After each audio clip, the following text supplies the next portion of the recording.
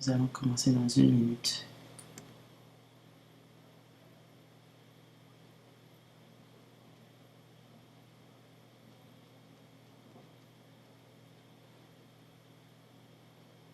Ok. Alors, on va se lancer.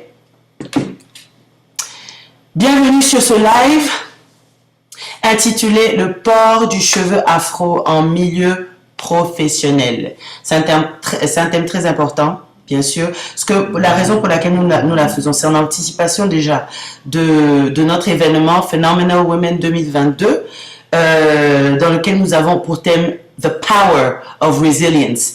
Et justement, franchement, tout ce qui est parcours capillaire pour les femmes afrodescendantes nous rappelle la résilience, parce que oui, c'est pas facile. Surtout quand on évolue en milieu professionnel, qu'on soit en plein milieu d'une carrière d'entreprise ou qu'on soit entrepreneuse, c'est pas toujours évident, surtout dépendant des domaines d'activité. Et voilà nos objectifs. Notre objectif avec ce live, c'est le suivant. Donc, d'informer. On veut informer autant les afrodescendantes et descendants de l'histoire du cheveu afro, les dynamiques culturelles du cheveu afro. C'est très important à savoir. Et aussi... comment dire, démystifier ce mythe selon lequel on pense que le cheveu afro est si difficile à entretenir, si inacceptable en milieu professionnel, qu'on aura comme réflexe direct de le couvrir avec des perruques, avec des tissages et des greffes, parce qu'on se dit que voilà, on se plie à cette croyance comme quoi le cheveu afro n'est pas professionnel, il n'est pas présentable, il est sale. C'est des mensonges, c'est des mythes, et on en parle ce soir. Et donc, on a 2 invités très spéciales aujourd'hui qui ont non seulement une connexion personnelle avec le cheveu afro, mais en plus, elles en ont fait pas un combat, mais une passion de communiquer leurs connaissances autour de ce thème. Moi aussi, j'ai une petite connexion avec, parce que voilà, j'ai pris toutes mes histoires de cheveux que j'ai vécues dans ma vie, et j'en ai fait des chansons. Je suis chanteuse, je suis coach vocal, et ça a été quand même un parcours assez marrant de prendre des histoires de cheveux et en faire des chansons, et tout le monde y trouve son compte, parce que tout ce qui est cheveux, ça concerne et hommes et femmes, même les chauves.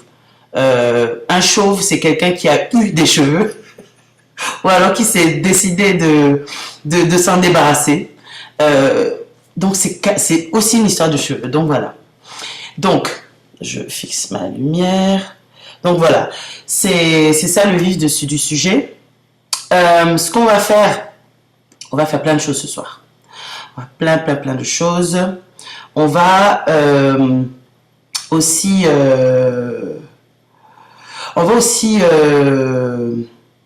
reparler de l'event Phenomenal Women. N'oubliez pas de vous procurer les billets. J'ai oublié de mentionner que nous avons encore des places libres pour entrepreneurs et entrepreneuses qui aimeraient présenter leur projet, faire vendre leurs produits à une audience prête à consommer.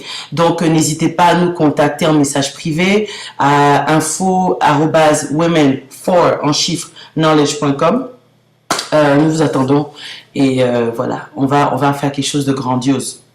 Donc, je vais maintenant passer à ce qui est important, à savoir introduire les intervenantes du jour, qui sont Madame Julie Mireille Ngatat Mbianke. Elle est créatrice de l'Afro Hair Academy Munich. Et ce qu'elle fait, c'est en fait du consulting de cheveux.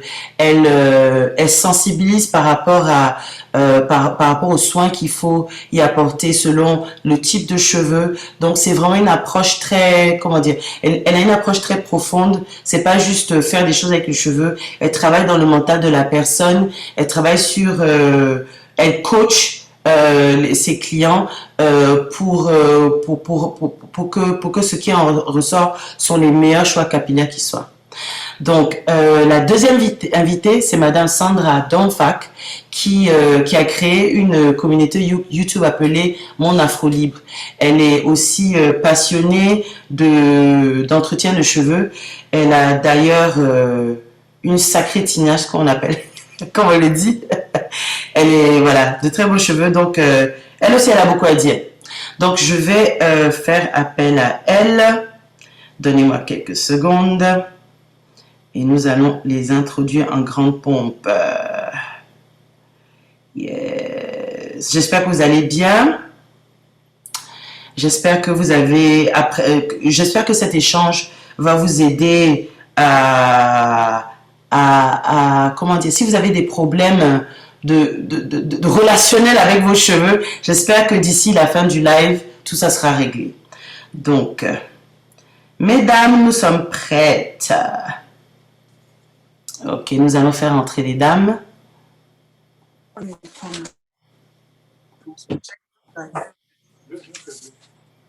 Mesdames, êtes-vous prêtes?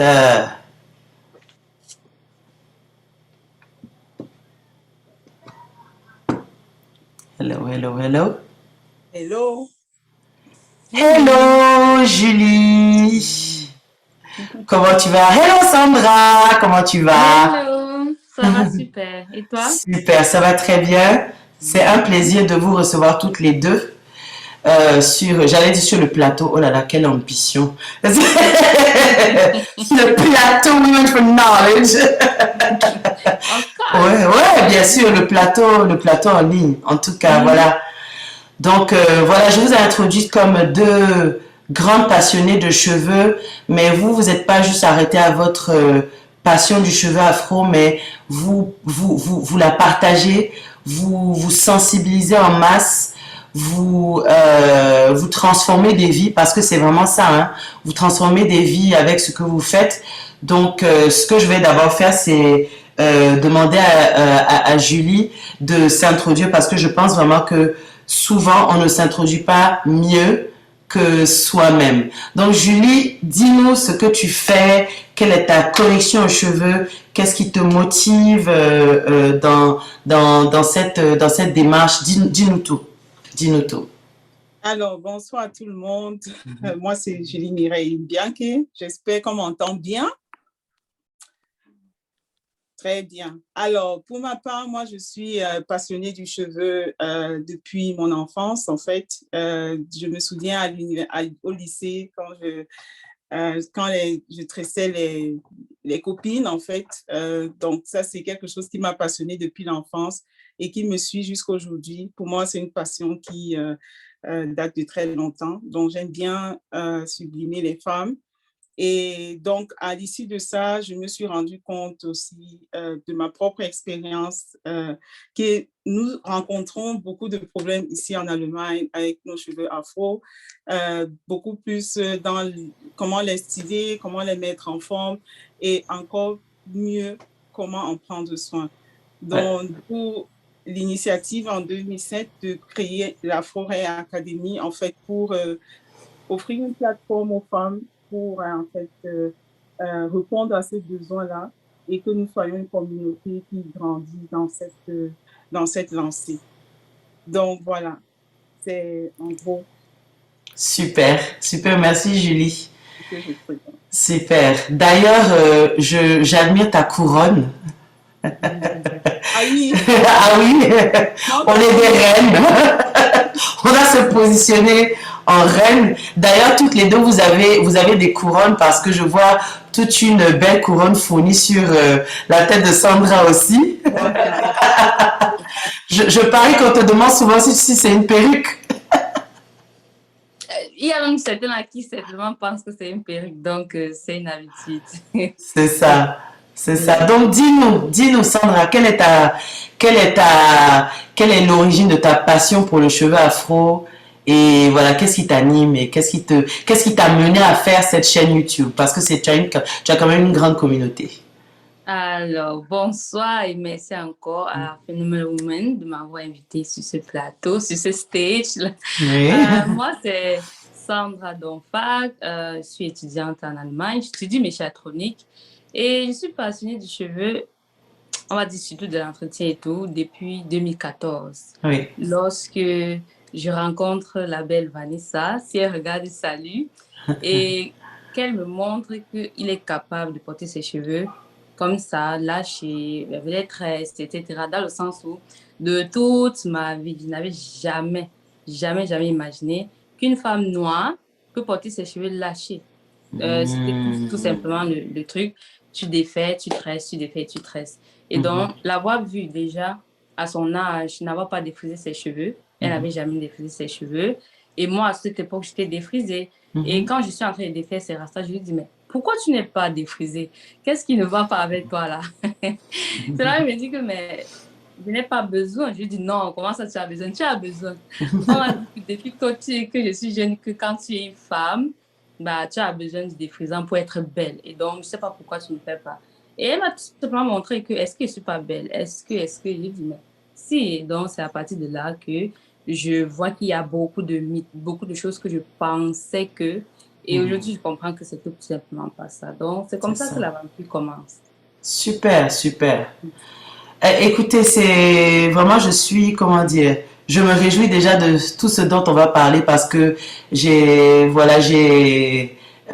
fait des recherches sur toi, Sandra, et Julie, on a déjà eu des conversations sur ce qu'elle fait, donc je vois déjà toutes les connaissances et toutes les expériences que vous avez. Ça va vraiment tout nous enrichir. Moi d'ailleurs, parce que je suis malgré le fait que j'ai commencé mon parcours, mon aventure capillaire nappy, un peu plus tôt que tout ce mouvement, j'ai quand même eu des périodes de découragement où on m'a fait comprendre que tu t'es folle toi. On m'a souvent dit attends, tu es trop fauchée pour te défriser, ou voilà, c'est ça, hein. Je me rappelle, c'est ça. Je me rappelle d'un été où j'étais rentrée au pays et les tatas qui me demandent, mais maman, tu penses que c'est encore les années 70? Moi qui fais oui dans ma tête, oui. J'adore cette époque d'ailleurs, voilà. Donc c'est ça, hein, faire face à, cette résistance pendant, au courant des années 2000, ça n'a pas trop été facile. Aujourd'hui, je trouve ça vraiment positif que ce soit plus acceptable, mais il faut dire qu'il y a encore beaucoup de travail à faire parce que la perception de nos cheveux, on sait où on en est aujourd'hui, hein. Donc c'est justement pour ça qu'on a ce live aujourd'hui. Et donc voilà, donc on va déjà commencer avec les premiers thèmes, hein. Donc déjà, comme je disais, perception négative du cheveu de type africain dans les cultures économiquement dominantes. Donc là, je suis obligée, avant de poser les questions, je suis obligée de faire une petite situation historique et culturelle. Je vais essayer de garder ça assez court pour que, pour que les gens ne baillent pas. Quoique c'est très nécessaire parce que beaucoup d'entre nous, on n'a pas tous les éléments. On en a besoin pour faire les bons choix. On dit souvent que pour savoir où on va, on doit savoir d'où on vient. Et c'est pour ça que je vais prendre le temps de faire ça. Ok? Donc, déjà, il est très important de noter que la coiffure tressée, depuis l'Antiquité, était portée, là on va parler de l'Africain, elle était portée par les femmes et les hommes. Dans l'Égypte antique, dans l'Égypte nubienne. Et c'était un signe d'appartenance à un certain rang social ou appartenance à la royauté. Donc, les scribes, par exemple, dans la civilisation égyptienne, ils avaient des tresses. Donc, voilà déjà l'origine royale de ce que sont les tresses. Ça, c'est très important à savoir. Après ça, ce qui se passe, c'est que cette tendance qui était plutôt localisée en Égypte nubienne, elle a commencé à se propager en Afrique noire. Culture bantoue, subsaharienne, dans toute l'Afrique noire. On a commencé à adopter ça. Et on retrouve des coiffures différentes de tresses pour différents événements sociaux, les mariages, les deuils, selon selon l'événement qui se présente, il y a un certain style. Ok? Donc, sentez-vous libre de faire des apports parce que c'est vous les expertes. Hein. Moi, je me suis juste amusée à faire des chansons de cheveux. C'est tout. C'est ça.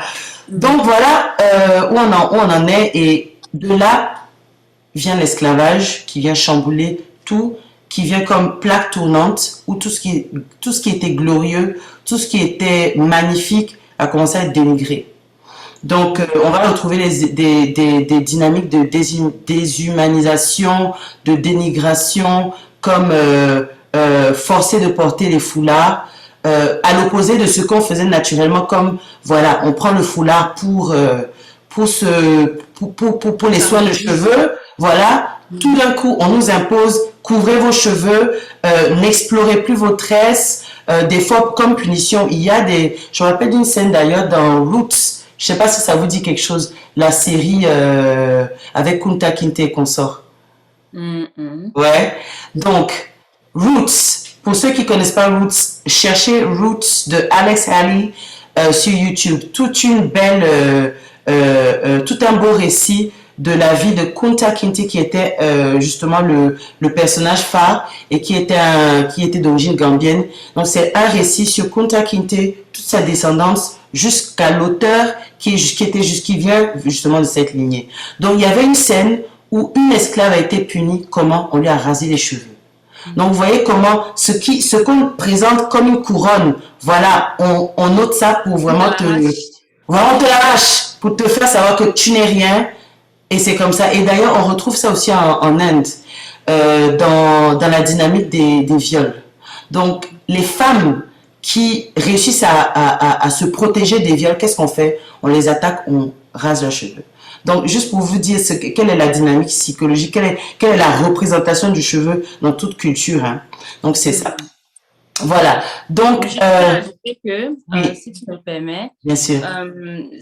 il y a une grande partie d'appartenance lorsque les coiffures, comme tu disais, il faut savoir que c'était aussi attribué à certains villages. C'est-à-dire qu'après certains villages, on faisait un certain style de coiffure. Et ça fait qu'il y a ce truc d'appartenance, n'est-ce pas? Si je rencontre quelqu'un dans la rue, imagine tu pars d'un autre village et tu rencontres une personne, de par sa coiffure, tu sauras, oh, cette personne est de mon village. Absolument. Et maintenant, à cause de l'esclavage, parce qu'il faut enlever cette appartenance à la personne, il fallait donc raser cette personne afin qu'il ne puisse pas se dire, au moins, tu es de mon village, et on peut en fait s'entraider ensemble pour résister en fait à cette pression qu'on a là maintenant. Donc, pour montrer à quel point c'était un grand signe, ça signifiait beaucoup de choses, que ce soit pour celles qui se marient. Une femme mariée avait des coiffures différentes de celle qui n'est pas mariée, et ceux des guerriers, etc.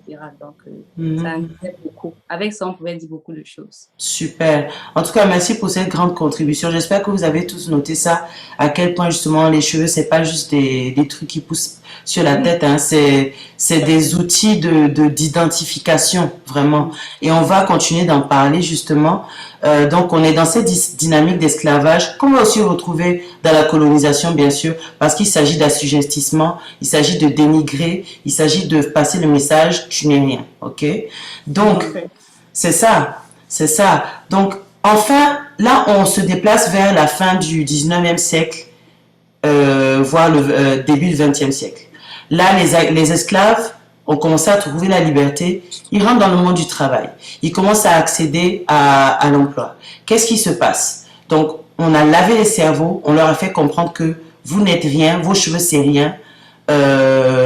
Donc, le type de cheveux qui est accepté dans le monde connu, dans le monde, dans la culture économiquement prédominante, c'est le cheveu lisse. C'est là où, voilà, on commence à se lisser les cheveux avec le fer chauffant, avec la crème défrisante que justement Madame C.J. Walker a inventé dans les années 20.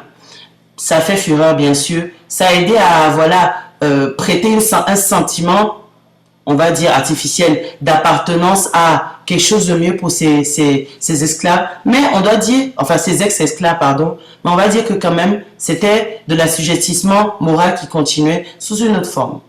Tout à fait. C'est ça. Donc là, on se déplace vers les années 60, où justement on reconnaît ça, on reconnaît le fait que on s'est soumis à des principes de beauté qui n'appartiennent pas à nos réalités. Et là, on commence à porter les cheveux en afro. C'est là où le mouvement des Black Panthers fait fureur. On voit les films de Black Exploitation où tu as le gros afro de... les afro-américains vont vraiment se référer à cette dame très sexy, sulfureuse et comment dire, et forte qui s'appelle Foxy Brown. D'ailleurs, elle m'inspire. Je vous dis la vérité. Hein. C'est ça. Donc les gros afros et d'ailleurs, comme c'est important pour nous de dénoncer cette dynamique des choses après l'esclavage, donc tout ce qui est passé, tout ce qui s'est passé aux États-Unis, parce que nous en Afrique, on s'est inspiré de ça par ce qu'on voyait dans les médias. Donc, quand on regarde nos photos, les photos de nos parents dans les années 60, les afros étaient là, les pantalons pattes d'éléphant étaient là, donc il y avait déjà une influence médiatique. On empruntait ça, l'afro était là, on commence à rentrer dans une nouvelle dynamique où le seul cheveu accepté n'est pas seulement le cheveu lisse, mais malheureusement jusqu'à aujourd'hui, on fait encore face à cette croyance comme quoi nos cheveux c'est sale. Nos cheveux voilà, on peut pas s'imaginer être à la G8 hein, avec les cheveux non défrisés. Voilà. Donc c'est comme ça qu'on veut mener un combat. Et là, Julie, j'ai envie de te demander, qu'est-ce que tu penses? Qu'est-ce qui contribue à cette perception négative de nos cheveux? Est-ce que c'est la peur de l'inconnu? Est-ce que c'est une admiration qu'on n'avoue pas? Enfin, que certaines personnes qui, justement, qui portent ces préjugés ont, au fond d'eux, qui n'avouent pas. Est-ce que c'est le besoin d'asservir, malgré le fait que, voilà, on est tous libres, en principe? Est-ce que c'est que certains d'entre nous, on manque de connaissances, si bien qu'on entretient mal nos cheveux, et vraiment force est de constater, des fois, vraiment, il y a des sœurs ici dehors, on a envie d'aller vers elle et dire que, ma sœur, non.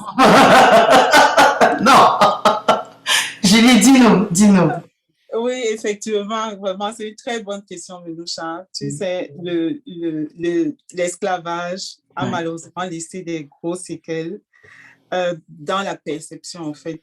Comme tu as dit, c'est l'esclavage. Qu'est-ce qu'on essaye de faire? C'est de dire, toi, tu es là, moi, je suis en haut. Donc, en fait, de regarder toujours ce côté négatif de la personne noire et même aussi du cheveu. Et nous aussi, beaucoup de personnes sont encore dans cette ancrées avec ce problème-là. Les phrases qui viennent généralement, ce sont des phrases négatives sur le cheveu afro qui accompagnent en fait cette pensée-là, qui alimente en fait ces pensées négatives. Oh, ils sont durs, oh, ils sont, je sais pas moi, trop difficiles d'entretien, ils sont ceci. En tout cas, moi, je me rappelle toujours quand j'étais petite, on appelait mes cheveux la forêt de Bangoula. Oh là là là là là. Moi, j'ai vraiment plein de cheveux. En fait, j'ai une forte densité. Et donc, du coup, ça fait vraiment beaucoup d'afro quand c'est ouvert. C'est vraiment... donc, du coup, c'est quelque chose qui est en nous, quoi. Donc, moi, je pense que il est temps de casser, en fait, ces perceptions, ces dictons qu'on a dans la tête. On change, en fait, de mantra. Le mantra, ça doit être... En fait, mon cheveu, il est bien. Je dois trouver comment l'entretenir. Si je n'arrive pas, c'est pas mon cheveu le problème, en fait, c'est moi. C'est ça. Donc, si c'est quelque chose de difficile, c'est moi. Qu'est-ce qui me dérange de se rapprocher, en fait, des personnes qui peuvent nous aider, en fait. Et de créer vraiment cette admiration-là au niveau du cheveu. C'est ça. Donc, changer son dicton. C'est ça. Quelque chose que j'encourage vraiment à le faire. C'est déjà la base, quoi, le mindset. oui. Ce que tu dis, ça me parle vraiment parce que je vois que, disons, il y a trop cette tendance d'analyser une situation négative et de voir, de porter la faute vers l'extérieur, alors que justement, on manque de capacité de s'imposer. Tout à Peut-être que fait. les uns le font, les autres ne le font pas. Tout Et, à fait. et pendant que tu parlais, tu sais à qui j'ai pensé? J'ai Non. pensé à Boris Johnson. Je vais te dire pourquoi. D'accord. Boris Johnson, on a tous vu sa touffe. En fait, comment dire, Boris Johnson disons que si Boris Johnson a un coiffeur, je pense que ce coiffeur doit être viré. Parce que ce coiffeur fait du mauvais travail. Il n'y a pas de style, c'est juste des cheveux sur la tête, c'est juste une crête. Et malgré ça, malgré cette crête qui part dans tous les sens, même quand le vent souffle, il est Premier ministre de l'Angleterre. Voilà. Et tout ça, c'est l'attitude. C'est l'attitude. C'est l'attitude. Donc, ce que tu dis, ça me parle vraiment. Ça me parle vraiment. Ça rejoint aussi ce que j'ai vu sur des affiches actuellement. Il y a un mouvement aussi que j'apprécie vraiment. Je trouve qu'il y a beaucoup de modèles, des petites filles afro qui présentent en fait des marques, qui représentent des marques, les marques visuelles qu'on connaît. Oui. Et donc, moi, je trouve ça super. Et je commence à me rendre compte que même là, les cheveux commencent à être présentés petit à petit sous un miroir. Avant, franchement, que c'était je sais pas moi, c'était pas beau, c'était le modèle est là, il est afro, et puis on a un cheveu qui n'a pas été entretenu. C'est ça. Donc, ça commence à changer. Donc, je trouve que ça va petit à petit. Oui. Oui, non, franchement, il faut pas tout voir en noir. En effet, il y a beaucoup d'améliorations. Et c'est, comment dire, il y a une grande diversité et c'est là où j'en viens au prochain point pour lequel j'aimerais m'adresser à Sandra. Donc, on parle de diversité. Tu as autant plusieurs dynamiques dans la communauté afrodescendante. Hein? Donc, on a d'un côté le mouvement Napi. Ouais, voilà, on se défrise pas les cheveux, on se laisse pas faire. Hein? Et bon, c'est pas pour dénigrer l'autre groupe, mais tu as un autre groupe qui est parfois perçu de manière caricaturale, peut-être exagérée, sous forme de, disons, tu vois, il y a un type d'influenceuse qui s'affiche avec les cheveux lisses, type européen, corps type européen, donc qui se rapproche plus de l'idéal du monde connu. Hein? Donc là vient la question, et elle est tout à fait légitime. Est-ce que choisir le lissage du cheveu, est-ce que choisir le port de rajouts lisses, est-ce que ça veut nécessairement dire qu'on se trahit soi-même?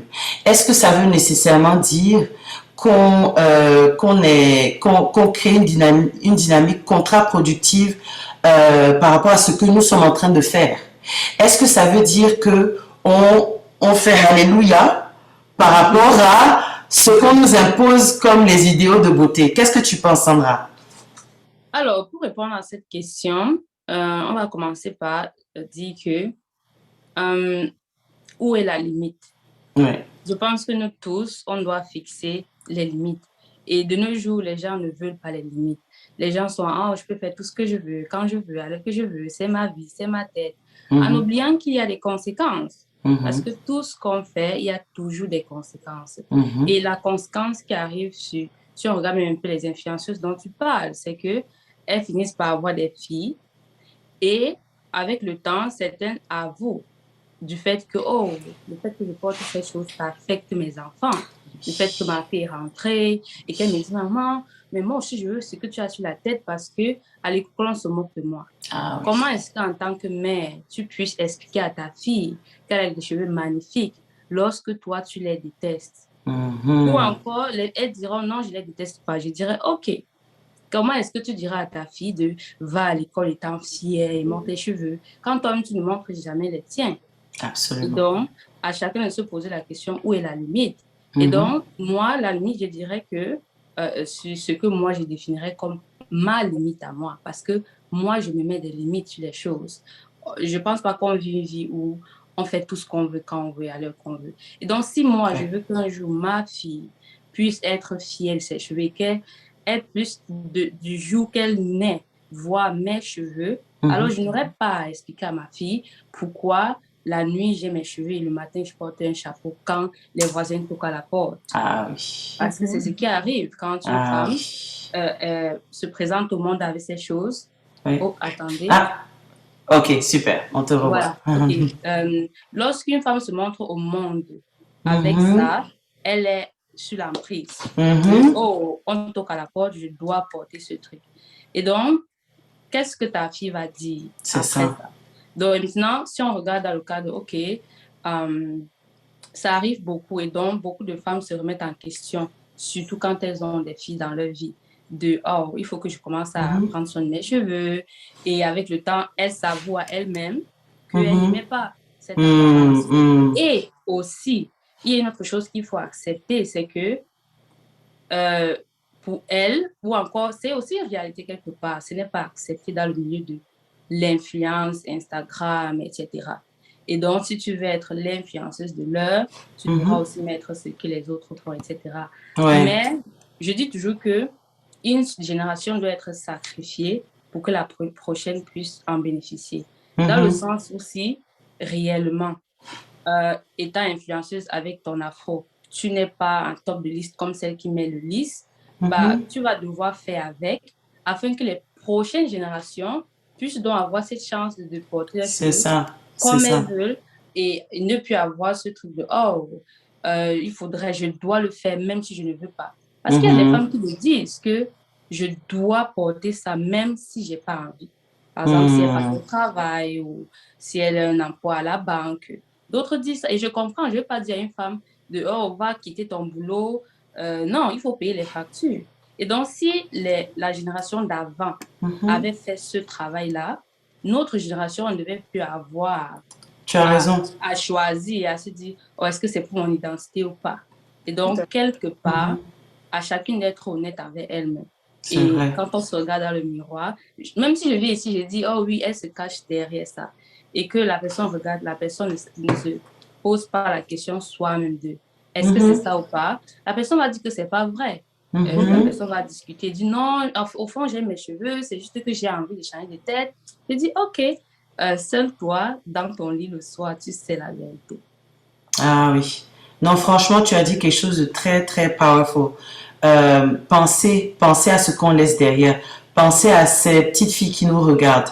Et je ne pouvais pas m'empêcher de justement penser à une expérience personnelle que j'ai eue avec ma première fille autour de 2005. Disons 2005 non pas en 2005, disons 2008-2009 par là. Il y avait une jeune star appelée Hannah Montana qui était très populaire. Voilà. Elle voulait être Hannah Montana.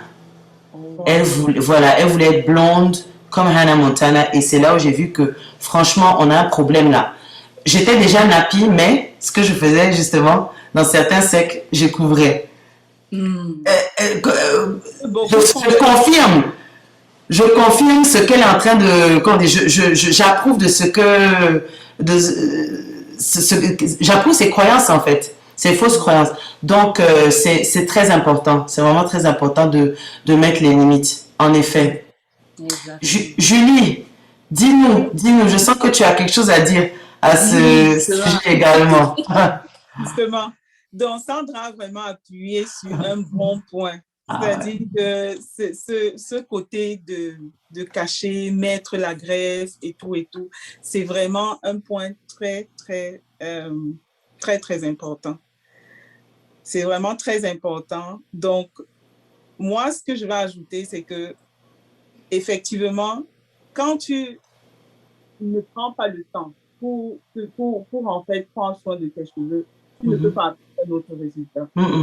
Si tu te dis, voilà, je veux prendre soin de mes cheveux, mais je ne connais pas, va vers ce qui peut t'aider au fait. C'est ça. Donc, au final, c'est vraiment quelque chose de très important de pouvoir vraiment se regarder devant un miroir, comme elle a dit, et de se dire qu'est-ce que je veux pour moi et de faire ses choix. Absolument. De faire ses choix vraiment. Donc, pour ma part, moi, je suis pour la diversité. La diversité, pour moi, c'est quoi? Personnellement, ça va venir tout à l'heure dans le monde du travail, quand je vais au travail, je choisis si je veux porter mes cheveux ouverts ou si je veux me faire des tresses.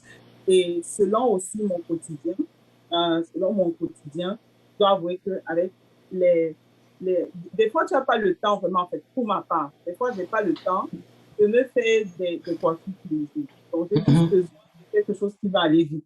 Mais moi, en tant que hairstyliste, j'ai aussi la responsabilité. Quand je coiffe une femme, il faudrait que quand elle défait ses cheveux, qu'ils soient encore en santé. Donc, pour moi, c'est important qu'avant la coiffure, que tu saches quels soins tu vas apporter à tes cheveux. Pendant la coiffure, comment tu entretiens tes cheveux, et après la coiffure, comment est-ce que tu prends soin de tes cheveux.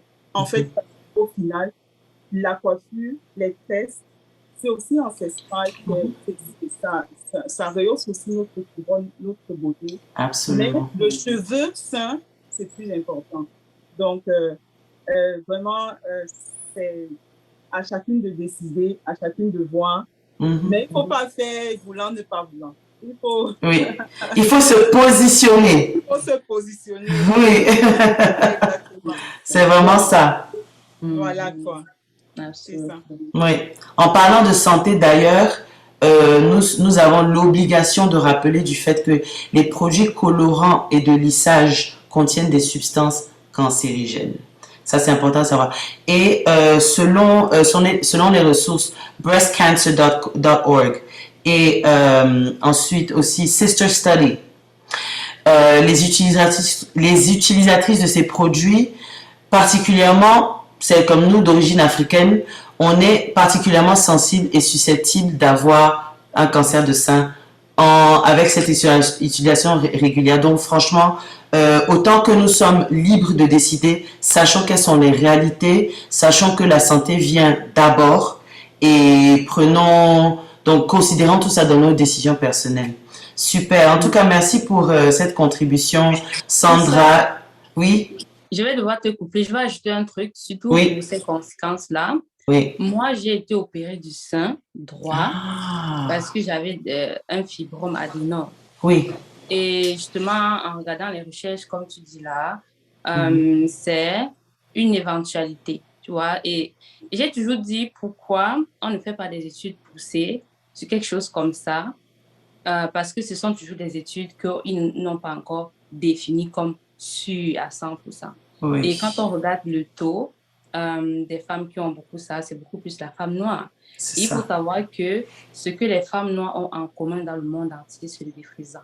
Ça, c'est une des choses que toutes les femmes noires, quel que soit où elles se trouvent, dès qu'elles ont un cheveu un peu bouclé, elles utilisent le défrisant. Ouais. Et sur toutes les femmes du monde entier, il y a ce truc en commun là. Donc, que ce soit les femmes au Cameroun ou au Texas, etc.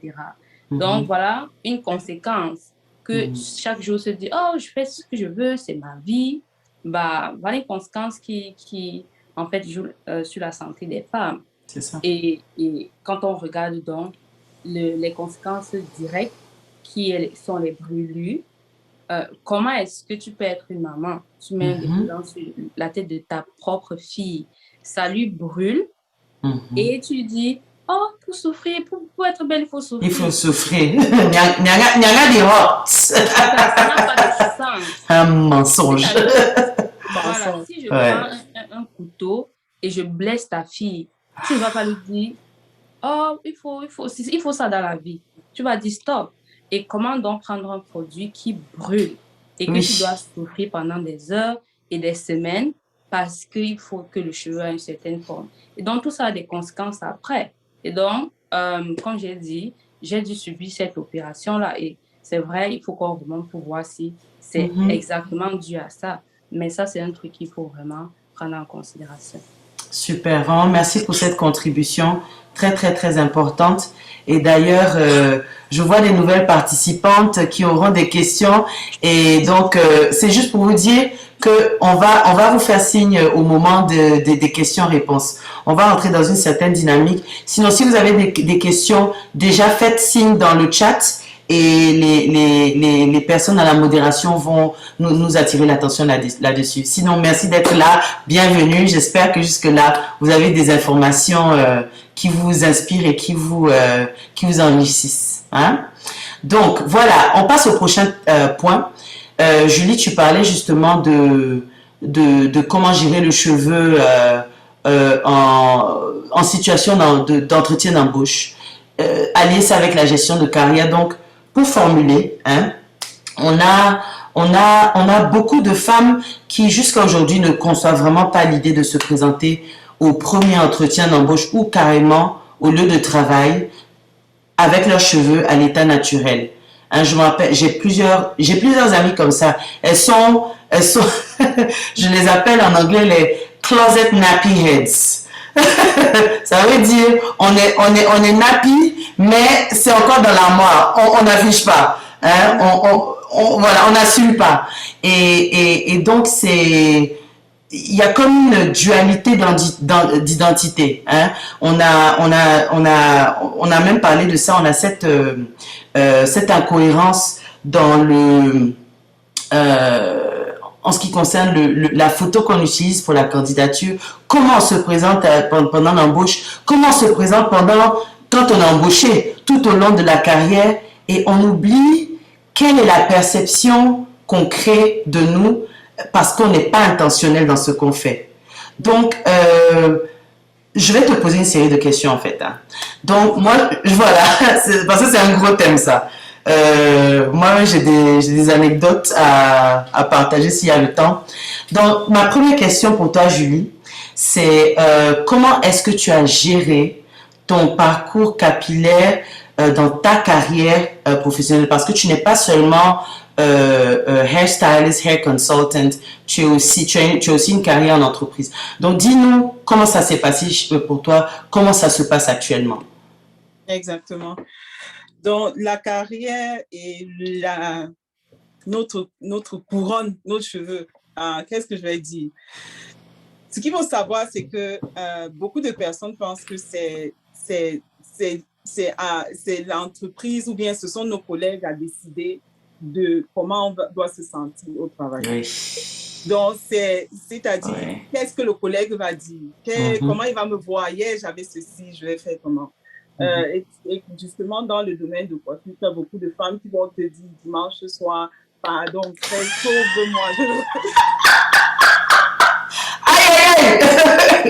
Je ne peux pas partir comme ça au travail. Donc, et c'est quelque chose de tellement fréquent. Oui. Je comprends tout à fait ce sentiment-là. Je comprends ce sentiment parce que, effectivement, il faut aussi savoir, il faut aussi... les commentaires souvent de ces collègues-là, c'est souvent difficile. Aïe, aïe, aïe. Très difficile à accepter. C'est souvent très difficile à pouvoir avoir un standing, quelque chose qui lui, enfin, de répondre en fait à ces questions. Donc, je comprends tout à fait ce sentiment-là. Mais qu'à cela ne tienne, il faudrait que chacune se dise... le cheveu tel que tu le portes, c'est comme tu te présentes, c'est comme ça qu'on te prend.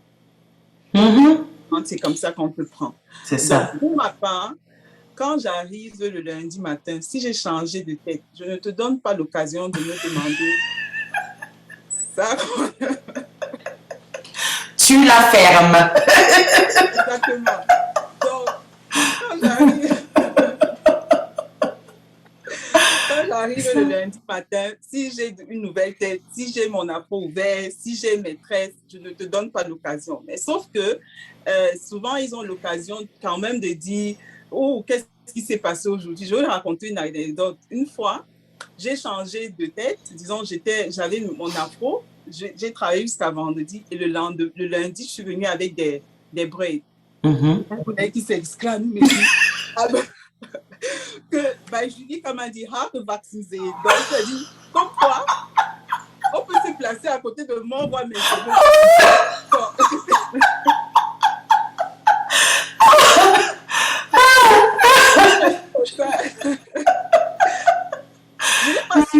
répondre à cet Oui, instant. Donc, oui. j'étais tellement morte de rire. Quelque chose- Donc, vous voyez, en fait, le plus difficile dans le monde du travail, c'est en fait de pouvoir travaillé son mindset pour gérer ces remarques-là. Oui. Parce que ce sont des remarques qui nous touchent, ce sont des remarques qui réveillent ce qu'on disait tout à l'heure, les problèmes de supériorité. Là, on va te montrer que ton cheveu n'est pas propre, s'il est ouvert et tout. Donc, en Absolument. fait, ce sont des problèmes, ce sont des choses qui sont profondes. Donc, moi, personnellement, ce que je recommande, en fait, c'est qu'il faut savoir que selon le travail que tu exerces, il y a des codes du travail, il y a des codes vestimentaires. Donc, même nous qui portons les cheveux afro, si tu arrives quelque part où le code vestimentaire demande de fermer les cheveux, que ce soit tu es afro, que tu sois blanche, que tu sois noire, tu dois fermer tes cheveux en fait. Donc, des fois, c'est le code vestimentaire qui définit comment tu vas en fait porter tes cheveux. Et tant que ton code vestimentaire ne te oblige pas d'une certaine façon à porter tes cheveux autrement, tu es libre en fait de porter tes cheveux. Et pour moi même, c'est même une sorte de culture, d'éduquer. C'est une éducation qu'on donne à notre entourage, à assumer qu'aujourd'hui j'ai mes cheveux ouverts, demain je les ai tressés comme je veux. D'accord? C'est à l'autre de s'adapter à nous, ce n'est pas à nous de nous adapter à eux. Donc, ça c'est vraiment un point que je trouve très, très important, qui pour moi est vraiment capital, quoi. Voilà. C'est vraiment, je trouve que ce que tu dis, c'est très important parce que directement, là où ça m'a parlé, c'est que quand on est dans la dynamique de recherche de boulot, on ne fait pas un travail profond dans le sens où déjà tu as annoncé le fait que on ne doit pas se positionner en quémandeur. Parce que si on s'intéresse à nous, c'est parce qu'on a quelque chose à apporter. Donc déjà, être conscient de notre valeur. Et aussi, je pense que beaucoup d'entre nous ne faisons pas ça. Dans le choix d'entreprise, regardez quelle est la philosophie de l'entreprise. Et ça nous évite forcément justement de nous associer à des entreprises qui ont de loin, et ça se voit souvent de loin. Et je me dis que pendant l'entretien d'embauche, il y a des énergies qu'on ressent. Là, je sens comme une personne ésotérique, mais c'est vraiment ça. Autour trop spirituel, mais c'est vraiment ça. On ressent des énergies où on est accepté, où on n'a pas de place. Et on doit être sensible à ça. Quand quand on a défini comment dire, un potentiel, comment dire, quand on peut identifier le fait que la philosophie de l'entreprise passe avec nous-mêmes en tant que personne, il y a beaucoup de problèmes qu'on évite, y compris justement le choix de cheveux. Donc voilà, je dois dire par expérience personnelle, j'ai remarqué que mon profil passe beaucoup mieux dans les contextes d'entreprises internationales et non dans le régional, parce que dans le régional, alors là, j'ai pas de chance. Je ressentais déjà quand je rentrais en entretien d'embauche, c'était, tu vois, le phénomène, les aimants qui se repoussent là, c'était vraiment ça. Et si seulement on pouvait avoir assez de self-awareness pour identifier ce genre de choses, ça nous évite beaucoup de problèmes. En tout cas, merci pour cette réponse. Par curiosité, ma prochaine question est la suivante. On a sûrement des dames ici, ou même des hommes, hein, qui nous suivent, qui auront un entretien d'embauche, qui ont des dilemmes de cheveux. Qu'est-ce que toi, en tant que... Là, on enlève le chapeau de hairstylist, on prend hair consultant. Qu'est-ce que tu as comme conseil à donner pour les demandeurs d'emploi? Voilà. En fait, effectivement, comme tu dis, moi, je suis en fait à la tête d'un service IT, donc je suis chef de service. Donc, j'ai eu à faire des entretiens, à embaucher des personnes. Donc, ce que je vais dire en fait à ce niveau, c'est que il faut savoir que la demande d'emploi, quand tu envoies ton bewerbung, il y a une photo sur ton bewerbung, sur ta demande d'emploi. Alors, quand tu postules, tu as une photo et quand tu arrives, tu as l'apparence. C'est la première impression que tu laisses à la personne. Donc, moi, ce que je conseille, c'est qu'il ne faudrait pas que la photo qui est sur ta demande d'emploi soit totalement contraire au jour où tu vas te présenter. C'est ça. C'est important d'avoir des photos récentes. Donc, si tu portes ces derniers temps ton afro-libre, tu es libre de mettre cette photo-là sur ta demande d'emploi.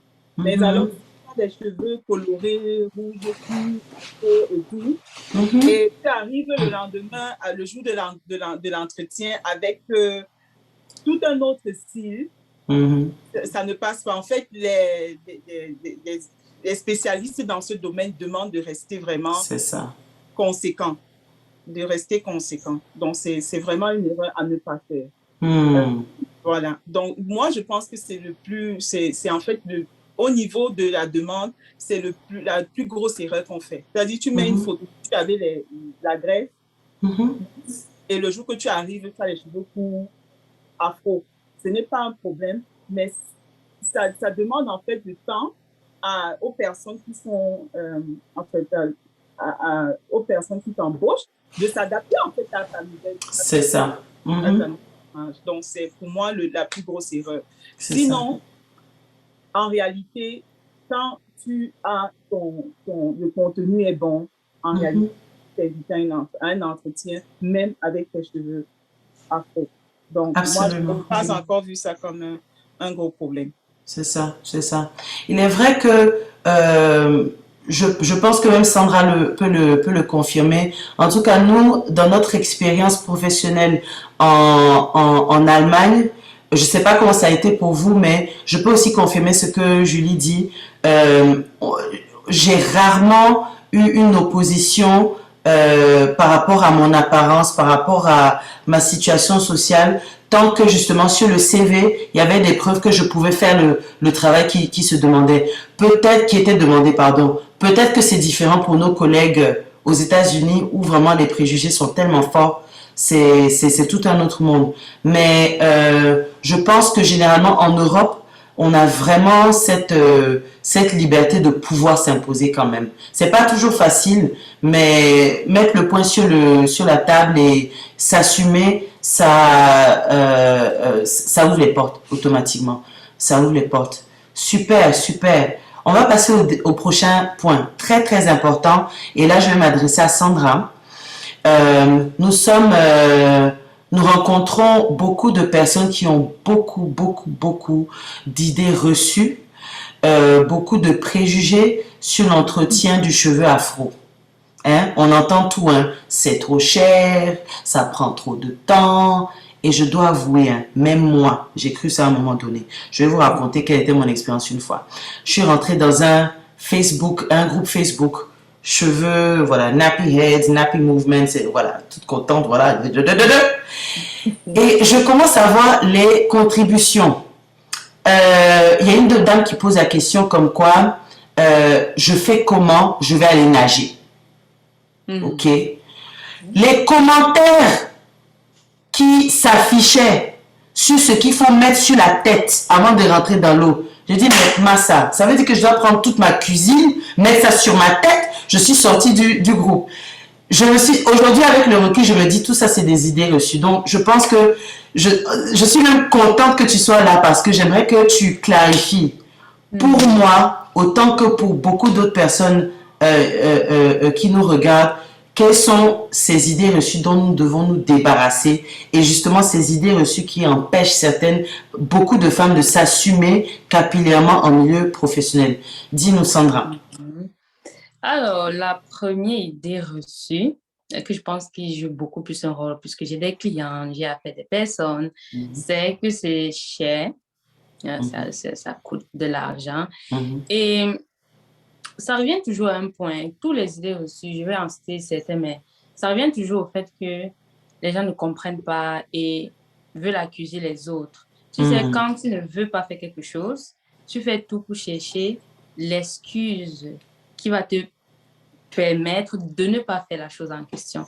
Parce que la femme même qui te dit que c'est très cher, a dans sa garde-robe une chaussure qu'elle a achetée parce que sa cousine, sa voisine a acheté et elle veut concurrencer avec sa voisine. Ça la suffit même pas. Et elle a acheté peut-être ça à 500 euros. Et celle-là, elle n'utilise pas. Tu vois? Donc, je dis toujours que c'est tout simplement un reflet Ouais. des blocus qu'on a nous-mêmes. Et j'avoue que d'une part, il y a une autre, on appelle ça comment? Un mésentendu qui se passe dans le sens où très souvent, les produits qu'on a pour prendre soin des cheveux défrisés ou encore des perruques, ça n'a rien à voir avec les cheveux, les produits qu'il faut pour nos cheveux. Et donc, lorsqu'une femme veut donc prendre soin de ses cheveux, il faut qu'elle se débarrasse de tous ces produits et qu'elle achète de nouveaux produits. Et donc, c'est ça qui peut lui faire croire que, oh, je dépense beaucoup d'argent. C'est comme si tu veux cuisiner un plat et pour cuisiner l'autre, tu utilises les ingrédients que tu as dû acheter pour l'autre. Et donc, tu ne trouves pas que tu as dépensé beaucoup d'argent. Mais lorsqu'il te faut cuisiner un plat que tu n'as aucun condiment à la maison, aucun ingrédient, bah, tu vas devoir tout acheter et tu auras l'impression, OK, ce plat, ça me coûte plus cher que l'autre. Et donc, c'est cette partie-là qui peut parfois prêter à confusion de oh, tu me dis d'acheter un shampoing, le peigne, le masque, l'après-shampoing, et elle va se dire, c'est beaucoup et c'est cher. Alors qu'elle oublie que tu vas acheter ça, mais c'est pour utiliser plusieurs fois. Lorsque tu achètes le sel, tu l'utilises pendant combien de temps? Peut-être parfois 6 mois. C'est vrai, alors la ça coûté, mais c'est pas du genre ça coûté. Quand tu achètes ce produit-là, c'est pas l'utilisation pour une fois. Donc, c'est vrai qu'il y a souvent un peu ce petit côté-là que certaines, tu vas devoir expliquer avant qu'elles se disent, oh, c'est pour plusieurs fois. Mais le gros truc qui se cache derrière, c'est tout simplement une excuse pour ne pas le faire. Parce qu'on veut se cacher derrière le fait qu'au fond, on ne veut pas et qu'on n'a pas envie. Et on dit que, bah, on n'a pas envie. Et le prochain, c'est dur. Et ça encore, d'une part, on peut dire que c'est vrai. Dans le sens où je ne veux pas venir dire ici que ces femmes qui disent ça, c'est pas vrai, mais c'est parce que tu n'en prends pas bien soin. Tu ne mets pas les produits qu'il faut. Et pour ça, c'est le pire. C'est les produits que les gens utilisent souvent sur les cheveux. Bah, surtout comme tu as dit, quand on te dit d'aller dans ta cuisine. Par exemple, s'il y a des gens ici qui utilisent le bicarbonate de soude sur les cheveux, pardon, s'il vous plaît, arrêtez ça. Arrête, stoppez-moi ça. On aura tout entendu, quoi. Et donc, si déjà quelqu'un utilise ça, c'est normal après que tu as des cheveux durs. Et donc, ça, c'est un préjugé qui, on peut dire que ça a sa place, dans le sens qu'on ne prend pas bien soin. Bah, c'est tout simplement une conséquence. Mais ce n'est pas leur nature. Voilà, les gens confondent souvent. La nature a dit que naturellement, c'est un cheveu dur à c'est parce que ce n'est pas sur leur état bien embelli et dont on a pris soin.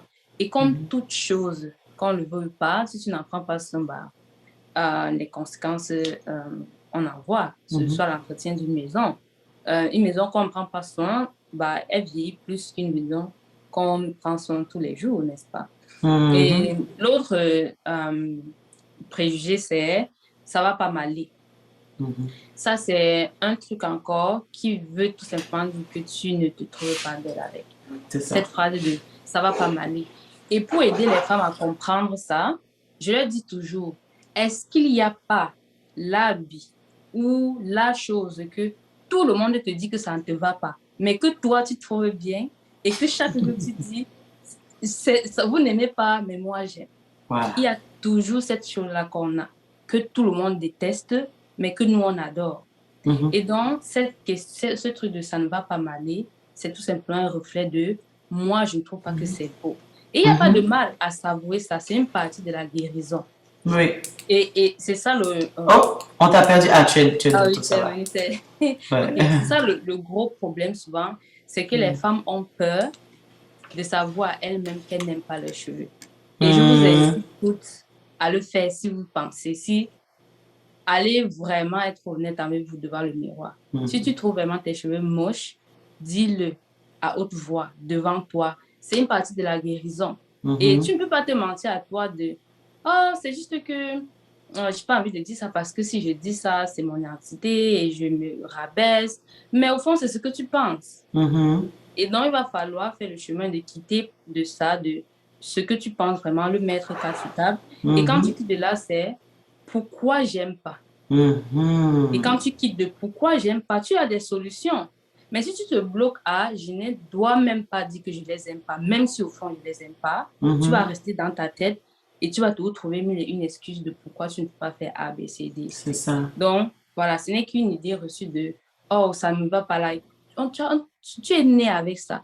Du jour où l'œuf a été fécondé, tu avais déjà prévu le nombre de cheveux que tu auras, la couleur par rapport à la forme de ton visage. Et donc, comment tu peux te lever un matin et dire, mais ça ne me va pas. C'est comme quelqu'un qui se lève et dit, mes yeux ne vont pas à mon visage. C'est grave, ouais. Voilà. Tout aussi grave, ouais. Exactement. Et donc, dire que mes cheveux, ça ne va pas sur ma tête, ça n'a pas de sens. Et donc, si quelqu'un a ce problème, à partir de désormais, considère tes cheveux comme tes yeux, ou encore tes mains, ou ta bouche. Trouves-tu que ta bouche ne te va pas? Et donc, c'est vrai que les gens vont me dire, oui, aujourd'hui, donc, il y a les solutions de chirurgie. Ben, je vois que... Bon. Ça, c'est encore autre chose. On voit comment ça se... On voit le dénouement pendant la vieillesse. Hein. Ça ne tient pas toujours en place. Hein. Donc, voilà les gros préjugés que je trouve qu'il y a. Mais si tu trouves qu'il y en a que je n'ai pas dit, tu peux me dire et je pourrais développer un peu plus. Je crois que je vois pour l'instant. En tout cas, franchement, moi, je veux m'en tenir à ton expérience parce qu'on est dans le pratique. On ne veut pas être dans l'abstrait. Donc, vraiment, on s'en tient à ce que tu viens de dire. Et si, par exemple, dans les commentaires, il y a justement des questions supplémentaires, on va nous faire signe. Et puis, sur cette base, on va continuer. Ah, oui, je pense que le dernier... Oui, dis-nous. Les femmes ne vont pas m'aimer pour ça. C'est que mon chéri ne va pas aimer. Non, c'est important, s'il te plaît. Appuie dessus, c'est très important. Vas-y. Ok. Parce que les hommes là, on doit ajouter un peu. Oui. Ok. Oui. Maintenant, dans le cas d'une femme qui dit, oh, je veux bien, mais j'ai un peu dit à mon chéri, il ne va pas aimer. D'ailleurs, il y a certains qui disent ça, elle n'a jamais dit à son chéri. Tu vois? Et donc, c'est la preuve qu'au fond, c'est elle qui ne veut pas. Parce que je parle avec quelqu'un, une me dit ça, je lui dis, ok, est-ce que tu lui as montré? Est-ce que tu as déjà parlé de ça? Elle dit, non, mais je suis sûre qu'il ne va pas aimer. Je dis, non, c'est toi qui n'aimes pas. Et donc, maintenant, lorsqu'une femme me dit, j'ai dit à mon chéri, mais oui, et quand on a parlé et tout, il n'aime pas. Je lui dis, ok.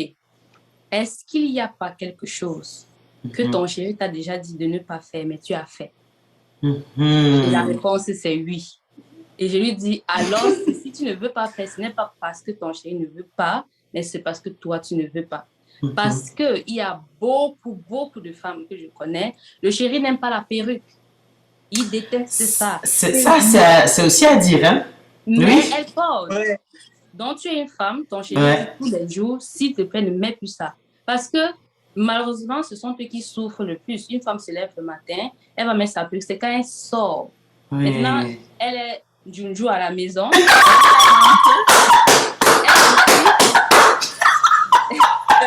elle est devant la porte, elle fait ça. Ouais, les pauvres hommes. Et c'est lui qui doit subir. Excusez-moi. Parce que, pourquoi elle ne sort pas avec ce qu'elle a à la maison là? C'est ça. Elle ne trouve pas ça professionnel. Puisque pour aller au travail, si tu lui dis, ok, va avec ce que tu as en bas là au travail, elle va dire non. Pourquoi? Elle va dire, oh, c'est pas beau, c'est pas présentable. Franchement, mais quoi. tu restes à la maison avec. Donc, ton chéri subit ce qui n'est pas beau, pas présentable. Ensuite, tu dis que non, tu forces en fait, tu dis, si tu n'aimes pas, je suis une femme, je veux faire ce que je veux. Donc, si tu es une femme et tu veux faire ce que tu veux, arrête de te cacher derrière ton chéri. Parce qu'au fond, si tu as vraiment un homme qui dit qu'il n'aime pas ça, si tu lui expliques pourquoi, si tu lui expliques terre à terre de c'est pas bien pour ma santé, regarde notre fille, qu'est-ce qu'elle va penser. La brésilienne, si que tu m'as acheté, c'est la tête d'une autre femme que tu me donnes de porter, il va comprendre. Je veux dire, quelle personne ne va pas comprendre si tu lui expliques doucement. Il ne faut pas venir avec la force de « Oh, je suis une femme et je décide ». Non. Si tu lui expliques pas à pas pourquoi et comment, il va tout simplement accepter, quoi. C'est vrai. Tu sais... très pertinent, Sandra, parce que tout à fait, ça part de l'éducation de nos chéris. Tu vois, il faut quelque part qu'on les éduque. Qu'on les éduque à voir nos cheveux autrement. Généralement, il y a cette phrase-là qui vient, quand tu as ton cheveu ouvert, là, ton chéri, et vous devez sortir, une phrase qui vient, mais tu n'es pas coiffée. En fait, totalement. En fait, il a envie de savoir que quand ils sont avec sa chérie, elle a mis la perruque. C'est l'éducation que tu lui as donnée. C'est la grève, c'est ceci et tout. Donc, du coup, la phrase là revient que mais tu n'es pas coiffée. Et ça choque parce que là, tu avais pris tout ton élan. Oui. Aujourd'hui, je sors avec mon afro. Oui. Ça, c'est totalement vrai. Et quand je mais tu n'es pas coiffée. Oui. En fait, tu ne l'as pas encore éduqué. Exactement. Dit, en fait, cette coiffure que je porte, c'est une coiffure, c'est comme ça que je me sens bien. Donc, c'est à notre responsabilité aussi d'éduquer nos conjoints. Et vraiment, les hommes, s'il vous plaît, motivez vos femmes. Motivez vos femmes, appréciez-les avec leurs cheveux afro. Arrêtez de leur dire que mais, tes cheveux là, c'est bizarre. Mais tu sais, c'est pas leur faute, hein. C'est pas seulement l'éducation, c'est les médias. Parce que quand on regarde, je vais prendre un exemple, hein, comment dire, on regarde un film, les scènes d'amour, hein, on va prendre les scènes érotiques. On va rarement voir une scène érotique avec une sœur qui a les cheveux comme ça. C'est très rare. On va souvent voir du cheveu lisse, voilà. Hein? Ça, c'est érotique. Mais ça, là, voilà. Donc, il y a quelque part, comment dire, toute une dynamique. On doit, en tout cas, en tant que femme afro-descendante, on a vraiment plusieurs fronts à attaquer. Le positionnement qu'on doit avoir au travail, comme quoi je m'impose, c'est le même positionnement qu'on doit avoir. Mais disons pas qu'on s'impose avec les conjoints, on veut pas ça. Mais qu'on se positionne nous-mêmes, pour nous-mêmes, pour pouvoir mieux se faire accepter comme on est. Voilà comment je pense qu'on peut faire avec les conjoints. Maintenant, en ce qui concerne tout ce qui est médias, franchement, s'il y a des afro-descendants qui ont des opportunités d'influence médiatique, commencez à, comment dire, je suis pas en train de dire allez tourner faites des films porno avec des femmes aux cheveux naturels, c'est pas ce que je dis. J'ai pas dit ça. J'ai juste dit, il faut de plus en plus normaliser, voilà, un autre type de cheveux pour que ce soit plus facile pour certains hommes d'accepter ce qui peut aussi être érotique. Donc, ou même pas érotique, mais aussi beau, hein, on va dire aussi beau. Donc voilà. Mais ça, vraiment, ça c'est un... Peut-être un petit détail, et là, je vais vraiment tirer un grand chapeau à l'équipe de Phenomenal Women, parce qu'en fait, c'est un travail que vous avez commencé déjà à créer cette plateforme-là où on peut, en tant que femme, en parler, où on peut, une plateforme où on peut rencontrer des experts, on peut rencontrer des personnes qui sont débloquées à ce niveau-là, qui prônent en fait vraiment de se libérer son afro, libérer sa beauté. Oui. Et moi, je trouve vraiment que la personne qui n'est pas là le 26, franchement. Le 25. À Francfort, franchement, aura tout raté. Oh, merci beaucoup.